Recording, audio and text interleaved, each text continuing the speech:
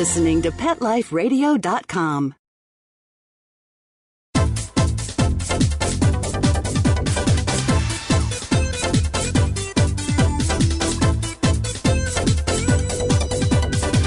Hello! Welcome to the Animal Party on Pet Life Radio. I hope you've got your party clothes on because it's going to be a dog party today. But before we get our doggy guest on, and I will tell you who that is, it's Professor Stanley Coren. There should be a drum roll with that. He wrote The Intelligence of Dogs and many, many other dog books, and many of them were bestsellers, including The Intelligence of Dogs. He's done the whole Oprah Good Morning America circuit a few times around, and I had the pleasure of touring with him several times here in Canada, doing live dog shows, so we know each other well. We chat really easily, and I also had the pleasure of accidentally flying with him on a plane from Vancouver to, I think it was Dallas, a few months back. So we got in about 4 hours of dog chat. Just by the luck of the draw, we ended up sitting beside each other, and that's when we booked this show. So I'm excited to have him on.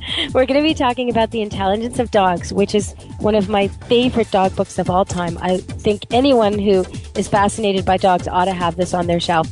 And we're going to go through it a little bit. We're going to talk about, well, how smart is your dog? How dumb is your dog? Does it mean anything? How do they learn? How does it help you understand your dog better? Do dogs really think? Are they conscious the same way we are? Do they have memory like we do? Do they communicate like we do? Do they feel guilt? Do they feel grudges? Which he says they do. How about loyalty and jealousy, joy and sorrow? But also just, is it really, I mean, if someone said to you, wow, you are such a standard poodle, is that a compliment? And if they said to you, oh my God, you are such a chow, you're just so Afghan. Okay, is that a compliment? Well, we'll find out when he comes on. But before we get to him, I'm going to give you the news, and I'm going to give you some information, safety information about cougars and mountain lions that anyone out here needs to know. Anyone living anywhere from the Yukon to Mexico on the Pacific coast needs to know this right now. A little girl was attacked, went to the hospital yesterday. So I'm going to talk to you about that. A rabies update about China, some news about pit bulls, and if I can get to it, Canucks Goat, and some orangutan news. So I'm going to do it as fast as I can so we can get Stan Coren on talking to you. The professor will be in the house talking to you about dogs. But before we start the party, I'd like to draw your attention to the sponsors. They brought the hors d'oeuvres, they got the drinks mixed, they decorated the place. So let's listen to them and hear what they have to say.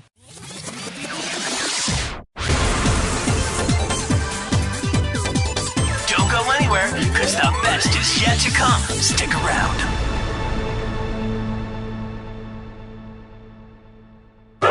It's time for school for you and your friends, your furry best friends. Train your dog the fun and easy way with Teacher's Pet Sessions. Teacher's Pet host Pia Silvani teaches you step-by-step how to train your dog the fun and easy way. You get 8 30-minute live audio training sessions, complete transcripts of each session, plus a basic training manual to get you and your dog off to a great start. Training begins the moment you bring your dog home. Teacher's Pet Sessions offers positive reinforcement training to shape your dog's behavior and encourages upbeat, enthusiastic responses to ensure that your dog will enjoy learning.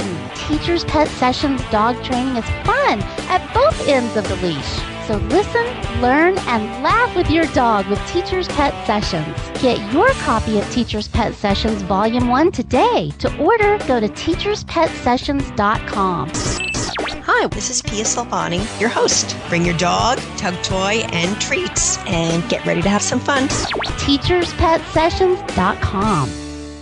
Pawfume Dog Grooming and Finishing Spray is proud to be a new sponsor of Pet Life Radio. Pawfume's super long-lasting sprays are available in 4 unique fragrances. Each Pawfume spray is fortified with the finest conditioners and detanglers to make combing out your dog more fun. Pawfume retails for only $2 per 6-ounce bottle. Pawfume is available nationwide at all Dollar General and Family Dollar stores. Why pay more to have your dog smell great?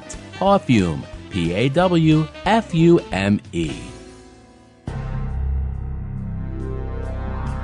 Ladies and gentlemen, Pet Life Radio proudly presents DSPN, the Dog Sports and Performance Network. Get ready to unleash the dog sports enthusiast in all of us. From speed drawing and mushing to racing, agility, and competition. This is the place to learn all about the dog sports and activities that you can do with your furry best friend and canine competitor. So get ready for game time. DSPN with your host, Lori Williams. Every week, on demand. Only on PetLifeRadio.com.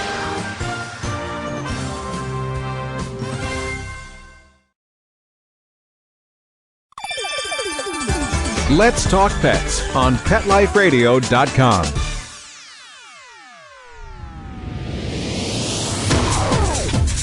You're inside the VIP room with the hottest party in town. Back to the party. Let's go! Welcome back to Animal Party. We're going to have Stanley Coren on today, Professor Stanley Coren, talking about the intelligence of dogs. But before we get to that, let's talk about Goat, Canucks Goat. Now, I'm not normally a hockey fan, and you would not normally hear me talking about hockey on a radio show. But the thing is, somebody here had a brilliant idea. Someone here in Vancouver decided that every time the Canucks won a game, they would set up a website so that people who wanted to could register and donate a goat. So if the Canucks win, you donate a goat. It costs $50. You donate a goat. It goes to Kenya or someplace like that where there's families who are starving. And they ended up, it's unbelievable, one goat per win. They ended up with 70 countries are now registered with people donating goats. They have, last count was 17,000 goats so far. Can you imagine how that would transform a country? The goats are going to Kenya and Uganda, and what happens is they produce milk right away, babies that the people can sell, and meat eventually. So the animals are, and if you don't know about goats, goats have babies once a year here in Canada, probably twice a year in other climates. They most often have twins. Their survival rate is huge if they're kept by humans. And they live long, and they have long reproductive cycles. So you can go from a position of having 3 goats, like I do right now. 2 of them are pregnant. 1 of them's a male. I will soon have 7, no doubt. I might even have 9, because sometimes they throw 3. And then next year, I go from 3, this year, to 7 next year. Well, you can imagine if all 6 of the girls have 2 babies, my herd is huge. And so that's the kind of resource they've given these people. That old saying, don't give them a fish, teach them to fish. This guy was really thinking, goat connects goat. So he's talking about setting it up for the Olympics so that when Canada wins games at the Olympics, which of course we will, and that is hockey I'm interested in. When the Olympics come and Canada starts winning games, there will be goats going to poor countries. And the funny thing is seeing these poor farmers in Africa with their little Canucks flags. They've all become Canucks supporters. So one way that hockey actually is making a difference. So I think that's great. So if you want to get behind that, maybe you can do it for your own teams. It'd be so good to be helping the world with our enthusiasm for sports for a change. Okay, so Cougars. Cougars have been in the news. I have to talk about them because a 3-year-old girl was sent to the hospital. Her mom jumped in the middle, beat off the cougar, grabbed the girl, and ran down the hill. And that's the reason the girl is alive and well and only received a few stitches. But the cougar, the 2 of them were just picking berries in a park. Very normal thing to do this time of year in British Columbia. Completely normal, healthy, lovely thing to do. And they got attacked. There have been, I think it's 30 attacks this year, where normally there is only 1 or 2. And people are not sure why. There are population ebbs and flows that are connected. For example, when the deer population is very big, the cougar population grows, and then if something hurts the deer, or then the cougar population might be too big for its food supply, and then it might need to shrink, or if something takes the deer, they are sometimes forced to prey on humans. But this one that attacked the girl is not believed to be sickly or underweight like they usually are when they attack humans. And there have also been a few dog attacks lately. I'm kind of making it sound less serious than it is. You've really got to be careful. And keeping your pet on a leash is not enough. One woman had her dog stolen from her while it was on the leash. The cougar carried it up the tree and ate it while she watched. Horrible, horrible. But these animals, they're supposed to be living there. The officials are saying it has nothing to do with the Olympics and all the building. But but there's been masses and masses of construction and huge amounts of displacement of the animal populations. And so I think if you're living anywhere along a wildlife area that's being changed, you have to be ultra, ultra careful and do not let any children 6 or under anywhere out of your immediate 3-4 feet. And I would suggest you go in large groups. They say if you do see a cougar, back away, do not run. They do have a strong instinct to follow you. So if you run away from it, or in this case, the lady did grab her daughter and run, but she was lucky because cougars attack in bursts. And once they've used up that first burst of energy, they need to rest before they can do it again. So she was lucky that she got in the way and ran away at the time. But normally what you want to do is make yourself loud and noisy, grab sticks, grab rocks, anything to make yourself bigger, get super loud and try and be as threatening as you can as you back away. And, for now, when you go berry picking, go in groups. There's so many people berry picking, just clump together, meet at the entrances and things like that because it's easy to do. So I'm really glad this girl is safe, and I hope everybody will be really careful with their pets. We've had 2 attacks this week, one on a 3-year-old and one on a little girl, and I don't want to see any more. I'd like to see the coyotes eating the deer and the things they're supposed to be eating, not eating people. So we've got to be extra, extra careful. Sometimes it seems like our forests are tame and safe, but really they're full of wildlife, which is a great thing. But we must be careful. Okay, so in China they're fighting rabies, and they had to kill 36,000 stray and pet dogs in a bid to wipe it out. And there's a new bill right now about to be passed in China recognizing animal rights that would make a cull like this illegal. But rabies has already killed 12 people in the city of Shanxi, and 6,000 people have been bitten or scratched since last May. So they have a terrible stray dog problem, clearly, and a neuter and spay problem, and all kinds of problems there that I'm sure they're going to have to sort out. But it just gives you an idea of what can happen when we all jump on the bandwagon and we stop doing vaccinations. Because in those countries, of course, like Angola, where $50 is what it costs to vaccinate a pet, $50 when your children are starving is just impossible. But I'm just saying that here we do have choices. And oftentimes now we're choosing not to vaccinate. And I, too, am troubled by this whole dilemma to vaccinate. Are my pets over-vaccinated? Should I? Shouldn't I? Should I? Shouldn't I? Well, the rabies is a no-brainer for me. I have no conflict about that because the results, Montreal was plagued with rabies last year. It's not just in the third world. We have to keep our communities safe from rabies. So, and it doesn't, even if you think your dog doesn't meet with other dogs, your dog can pick it up from a dead crow it finds that you don't even see, or a dead frog, or a piece of a dead frog. I mean, you really won't see where he got it from. So we've got to be extra careful with some of these things. Okay, I was going to talk to you about pit bulls in the news because once again, this time the Supreme Court of Canada refused an appeal to a province-wide ban on pit bulls from the province of Ontario. And I want to mention it briefly only because when Stanley Coren's on, I'm going to ask him about that. I'm going to ask him mostly about his book and which dogs are smart and which dogs are dumb and how you can test your own dog. But I'm also going to put some tough questions to him, some opinion questions, and see where he stands on some of the hotter issues of the day. So now we're going to go to the water bowl and just come on over. Come join the party, grab a glass of water, get one for your dog.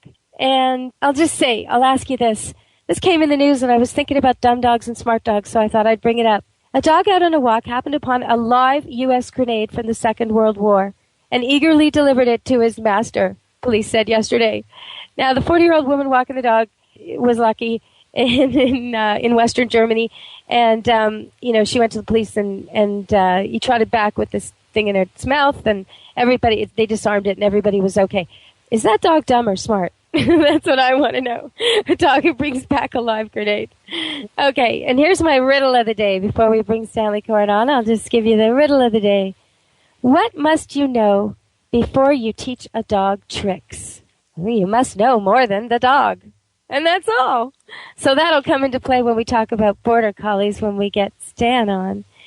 And I want to ask you, since he's going to be going through some of the breeds and some of the things they're good at and some of the things they aren't good at, I'll just ask you, who do you think, which breed, what kind of dog was in the Victorian times, was the record holder for most rats killed in a half an hour? What kind of dog? And Start thinking about how many rats do you think he might have been able to kill in a half an hour, and how many rats in his life, in her life, I should say. Do you think she killed 10 rats in half an hour? 20? 50? 100? What do you think? Okay, well, I'll tell you at the end of the show. All right, well, this has been a great show so far, and I don't want to interrupt, but I must go change the tunes. So we're going to have to take a little break and hear from our sponsors. These are the people that make this show possible, so give a listen. Have a listen to them, and in no time at all, you can come back to the party. Join me in some party games. Don't leave this party before it's over, because the best is yet to come. Only losers leave the party early anyway. Party on. Back in a few.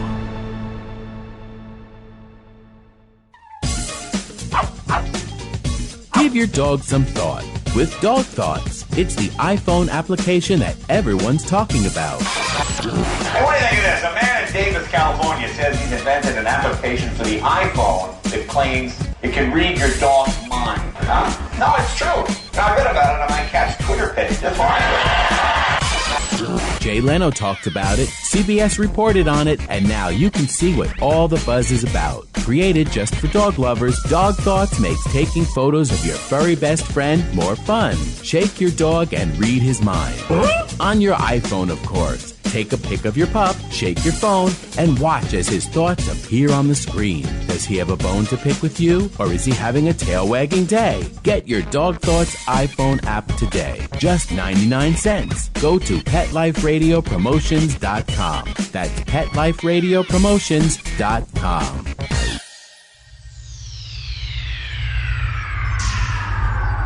Greetings, human. What planet am I on? Welcome to Pet Planet. Here's a copy of Pet Planet Magazine, Florida's most informative and fun pet resource magazine. It features heartwarming stories and informative articles from local and national pet experts. Excellent. Pet Planet Magazine offers Operation Planet Rescue, helping rescued pets find new homes. And it's available at 500 locations in South and Central Florida and 24/7 on the internet at PetPlanetMagazine.com. If you're out and about with your pet, you may be featured in Paparazzi, candid pictures of you and your pet. For up-to-date pet-friendly events, activities, and pet-related services and products, Pet Planet Magazine is your final destination. I shall take this magazine home with me. Back to your home planet? No, to my condo in Boca. Pet Planet Magazine. Check them out at www.petplanetmagazine.com or 352-394-8578. It's out of this world.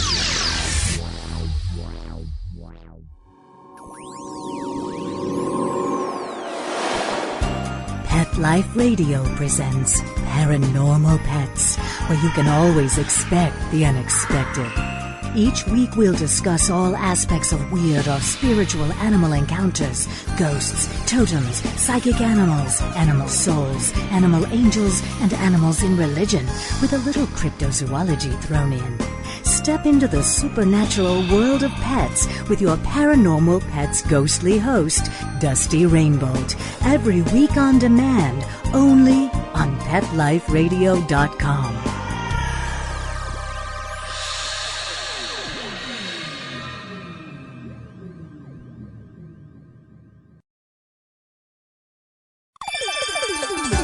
Let's Talk Pets on PetLifeRadio.com.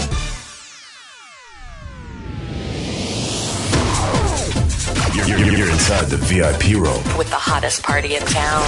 Back to the party. Let's go! Welcome back to the Animal Party. We're here with Stanley Coren, author of The Intelligence of Dogs, among others. Best-selling author, Professor Dr. Stanley Coren joins us today to talk about dogs, the real inside of the dog brain, the dog mind, how they compare with each other. What kind of dog have you got? Is your dog smart? Is your dog dumb? Welcome to the show, Stan. I'm glad to be here. I've had you on some of my other shows, and it's just delightful to talk with you because you've gone inside the dog mind like nobody else. So if someone says, "Oh, you're such a border collie," or "Oh my God, I just had an Afghan moment," what are they talking about? Well, they're actually talking about the intelligence of dogs. A number of years ago, we did a study in which we tried to rank all of the dog breeds on the basis of their intelligence. Pardon. Now, you have to understand that there are really three types of dog intelligence. The first is what we call instinctive intelligence, and that's what the dog was bred to do. So, herding dogs herd and retrievers retrieve, and you really can't compare them. I mean, is herding more intelligent than guarding or retrieving or whatever else? The second type of intelligence is what we call adaptive intelligence, and adaptive intelligence is simply how the individual responds to his world, how he learns, and that sort of thing. And so that can vary a lot within a breed. So, we can say that people are smarter than cows, but I'm sure there's some people where you have your doubts. Towels? Did you say towels? Cows. Like bath towels? Oh, okay. No, like moo. Oh, cows. Okay. Pardon me. You just made me laugh. Some people aren't smarter than bath towels, but okay. Yes, well, I mean, there are some people where I have my doubts. I mean, I often sit in committee meetings with them. You know what? We should tell our audience that that your position at UBC is not in the animal field. So maybe people don't know that, because I kind of gave a little bio about you, but not probably enough. Well, actually, I'm dual trained. Mm-hmm. I've been trained in both animal and human psychology, but I'm best known for the work which I did, which I've done in human psychology amongst psychologists. But my real interest is in the human-animal bond. So you have to understand what's on both ends of the leashes. When you say dual trained to someone like me, I think, oh, Western and English saddle. It doesn't quite same way. Right. And muskets, so muskets you're a professor at 10 feet, right? Or whatever. Yeah. So you're a professor at UBC in the Department of Psychology, dealing with human psychology. But that's you've right. But studied. But I was also trained. Yeah, I was also trained as an animal psychologist. So Okay. I have both forms of training. Okay, so we've done the two types: adaptive, instinctive, and the third. And the third type is what we call working and obedience intelligence, and it's sort of the equivalent of school learning. And that's the key one. That's the one you're looking for your average pet, right? That's right. That's the one which people really care about. They care about, what the dogs will learn to do for us. Right. And in order to measure that, I actually went out and contacted every single dog obedience judge in North America. And we got complete responses from 209 of them. That's half of all the dog obedience judges in the U.S. and Canada combined. And this is a very special group, because this is the only group we have who, is paid on a regular basis to sit or to stand and assess the performance, the obedience performance of dogs. So it's effectively, they're the SAT, they're giving the SATs. Okay. Right. And I had them rank the various breeds, and we got a ranking of 133 breeds. And the very top dog in that is the Border Collie, and the caboose is the Afghan Hound. Now, there are a couple of things which you should note over here. I mean, the top breeds, top 7 breeds are the Border Collie, the Poodle, the German Shepherd, the Golden Retriever, the Doberman, the little Shetland Sheepdog, and the Lab, sort of in that order. But as I said, the Afghan Hound is at the bottom. But I am not suggesting that everybody run out and shoot their Afghan Hound. And buy a Border Collie to go mad in your living room and destroy your home because it has no sheep. Like a brilliant dog is not the best pet at all. Yeah, well, that's the whole thing. I mean, Border Collies are very active, and they have to be worked every day. And if you don't, challenge them intellectually, they become neurotic, and they're smart enough to make you neurotic too. Absolutely. I mean, you know what? That was my riddle of the day. My riddle of the day that you didn't catch, it was before you came on there, was, what must you know before you teach a dog tricks? And the answer is, you must know more than the dog. Well, the thing which people forget is that if you have a very clever dog, then, not only will they learn everything you want, but they'll learn what they can get away with. And you really have to fit the dogs to your lifestyle. Like the third dog from the bottom is the Bulldog, right? Suppose you've got you're saying in the dumbest dog list, number 3. That's right. Dumbest dog, number 3 is the Bulldog, which is very popular right now. French Bulldogs. That's right, and I'll tell you why they're popular, and they should be. Okay. The reason is, you suppose you've got a lifestyle where you're working and you're out of your home for. He doesn't notice. He just doesn't notice. He's so dumb.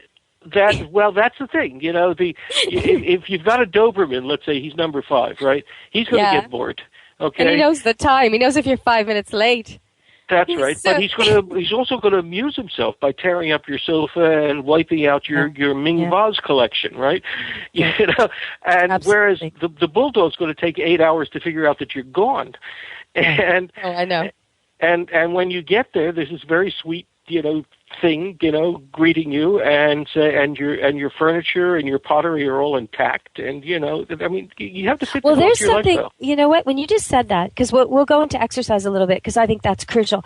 But when you just said that, when you get home, he's happy to see you. Okay, now in your book, I caught words like grudge and guilt, and words that people normally get attacked for using in context of animal thinking and animal feeling and animal behavior. Even the term animal feeling, animal thinking, animal behavior, these types of words are loaded. But when you talk about that, so I noticed a difference. Like what you say, the Bulldog is so dumb that even if you are too late, even if you ought to feel guilty and he ought to be mad at you, he won't be. But the Doberman, the Border Collie, is so sensitive, so aware, and they will, I believe, they will put these emotions on you. You will feel guilt. You will get the grudge. You will get the cold shoulder when you come back from your trip because they're mad at you. Don't you think? Or am I just... Well, you have to remember that part of that also has to do with their breeding. And the Bulldog, we forget now because, we still have this notion that they're out over there biting the noses of bulls. But they're not, okay? For, 150 years, they have been bred to be companion dogs. And they're just, they're just about as sucky-faced companion dogs as the Pomeranian. They have been bred to sort of be empathic and to respond to us. Whereas if you've got working dogs, you've got dogs which have a job and which need to do things. They can get emotionally quite distraught by what they feel are what you're referring to as slights or that sort of thing. And by the way, this is not. We get the notion sometimes. When I'm giving talks or workshops or that sort of thing, people say, yeah, but giving dogs emotions, ascribing dogs emotions, is all part of our touchy-feely society today. Well, that's not true. The second major book, which Darwin wrote, was in 1832, and it was called The Emotions in Animals and Men. And they beat up on Darwin for saying that, animals have emotions. But the fact of the matter is that he recognized already back at that time that dogs do have, sort of the basic kinds of emotions. Now, it's important to note that it's the basic kinds of emotions. So if you want the key to understanding a dog's mind, the average dog is equivalent to about a human 2-year-old. And the super dogs, those are the ones in the top 20% in terms of their overall intelligence, are equivalent to about a human 2.5-year-old. So that means to say, you think back at a 2.5-year-old, and I know that you have gone through this in your life. They have all the basic emotions. They have yes, fear and they and do, anger, and grief, and that's right. All but they things. don't have guilt. You see, that's something which you learn when you're 3.5 or 4 years of age. And by the way, I teach at the university, and I know a whole bunch of 18-year-olds who haven't learned it yet. No guilt there? Uh-huh. No guilt there. So it's a learned emotion, and they're not going to have that, okay? And the smarter dogs will have jealousy, but the sort of more average dogs won't. That's part of the trick in understanding what's going on with these dogs. I've got an interesting quote here from your book on page 173 where you quote a bunch of people on some of this, and I'm just going to read it out for people because it's so funny. It says, Peter Jennings' comment on the Malamute, their brain is like a piece of river rock. Veterinarian Michael Fox's comment on Irish setters, they're so dumb that they get lost on the end of their leash. Writer Donald McKegg's Border Collies are very bright, quick, and more than a little weird. I think that's true. And then it goes on, I'll skip a little bit, and it goes on that a Doberman trainer and breeder, all Dobermans should be named Einstein. Well, perhaps that's too lavish praise. They're a bit weak on mathematics, but they certainly could earn a PhD in any other subject. And then Oh, there's just, so it's interesting to see how people have extreme reactions to the dogs and their intelligence. But even with, like you said, the range between the dumbest Afghan and the smartest Border Collie is still not that great. They're still 2-year-old, 2.5-year-old. They're still all able to come, sit, stay, heel, right? Be nice. Oh, yeah.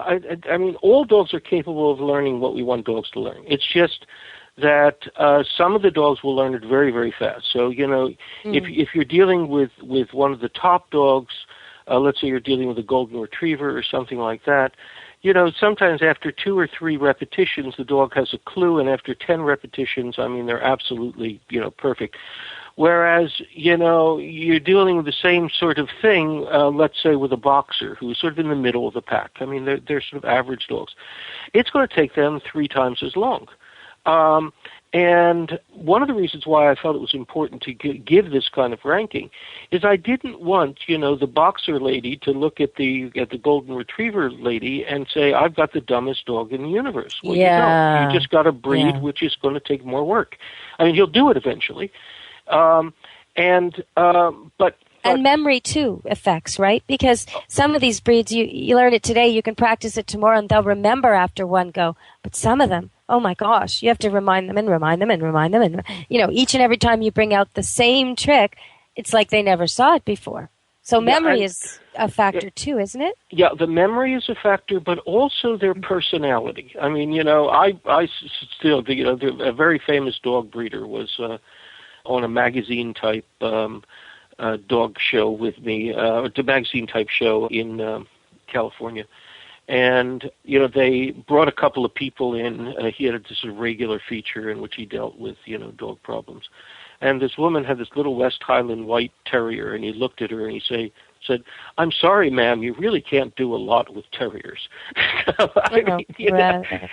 And there he was referring to sort of the personality of the dogs. And the bottom line is, by the way, you can do a lot with them. It's just, you have to treat them in a way which is appropriate to their breed. I mean, I know a woman. Well, yeah, and when you say that about the boxer and the golden retriever, I mean, I'm thinking that in certain exercises, the boxer actually wouldn't take longer to learn than the golden, because if it's a silly thing you're trying to teach it, the boxer is so tuned in and so willing to learn whatever thing is making people laugh and part of the game that actually they'll learn it quicker. Whereas a golden, when he hears laughter, sometimes I find dogs don't like to be laughed at, but boxers do.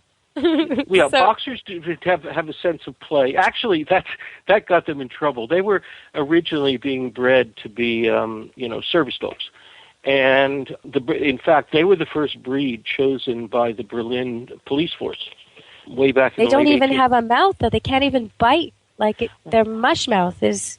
Well, they eventually abandoned them because they were just simply too playful and friendly. It was too difficult to get them to be, to do that sort of hard work. And they were eventually replaced by the German Shepherd, who has a more serious point of view. And is more nervous, more high-strung, more worried, more concerned about what might be happening and who might be here. And even the most relaxed German Shepherd that I've met is more aware of security issues and more, in the back of his mind, more observant of these types of things than boxers. Now, a boxer can easily protect your house, but he's looking, when he hears a noise at the gate, he's hoping it's you. He's hoping it's someone he knows. He's looking he's got the glass half full. Every day, right? The shepherd's worried it isn't you. It's a little bit of a different style of thinking, I think. Oh, yeah, and the thing about it is that these things tend to interact with any time we try to measure the intelligence of a dog. Part of what we're going to get is are some of these sort of personality factors. So, most retrievers have been very, very carefully bred to respond to humans and to human desires. So one of the things which a retriever really does is he looks at you. And, he looks at you all the time, and he's basically trying to get information from you. Well, I had a Cairn Terrier who used to look at me, but it was such a strange thing that people used to comment all the time. How did you get that dog to look at you? Right? Yeah. So, these things all do tend to interact with our measures. So, and as you said, you you can, in fact, pretty much train every dog to do pretty near everything we want all dogs to do. We have a gal not far from Vancouver who actually put a utility degree, which is the highest of the obedience degrees, on an Afghan hound. Now, well, and there's, is it Ian Dunbar? No, it's David Fry. One of them has a bone to pick with you about this. Oh, it's David Fry, isn't it? One of them is really into Afghans and is always trying to get me to tell you that some latest trick their dog has done, and I keep saying I will, but then I forget. See, I've got an Afghan brain. Oh, well. So well, just remember that Afghan hounds do have an instinctive intelligence. I mean, yes. They're sight hounds. They're designed to run down antelope and gazelle. And if you've ever seen them in something like a lure coursing a competition, I mean, they run like the wind, and they seem to defy gravity. I mean, that's what they were designed to do. They weren't designed to be, city dogs that pay attention to people. On the other hand, the Afghan hound is arguably one of the most beautiful dogs in dogdom. Oh, absolutely. And every single year, People magazine puts out a special issue on the 50 most beautiful people in the world. They had never put out an issue on the 50 smartest people in the world. So tell me what society really values. Wow, that was a great show, and the time flew by, and we just have to come back and do another one. So I'm going to end the show right here, right now. But don't worry, if you're hooked and you want to hear more about the intelligence of dogs and you want to hear more about Stanley Coren, then you've definitely got to tune into the next part of this show. It's a two-parter, and we will tell you more about Tiny, the dog who held the record in Victorian times for killing rats. We will tell you more about that right at the start of the next show. So come back to the party.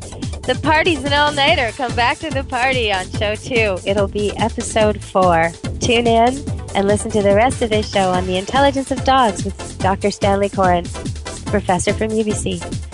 Thank you. Talk to you again soon. Be good to your pets. Let's Talk Pets. Every week on demand. Only on PetLifeRadio.com.